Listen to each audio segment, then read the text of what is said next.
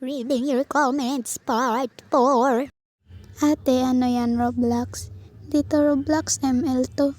Ate, nalunod isda ko. Try mong ilagay sa lupa, baka mabuhay pa. Ate, pag pinansin mo ako, magpapakulay ako ng red hair. Sige, magpakulay ka na. Hi ate, are you YouTube? Cause I want to be mine. Sige, sa'yo na ako. Ate, ano gagawin ko at magka-crush akin ng crush ko? Tsaka ako na lang yan sasagutin pag crush na ako ng crush ko. Ate, saan po pwede lumugar yung single? Siguro sa Mars. Ate, ano yung naging ano be? Di namamansin. Ayan, napansin na kita. Ate, ganda mo pero mas maganda si Ate Keshi. Oo, maganda talaga yan. Hi po ate. Hello Chloe. Ang galing mo naman maglaro ng Roblox. Hindi nga to Roblox, ML nga to. Ate, ang cute ng boses mo. Thank you.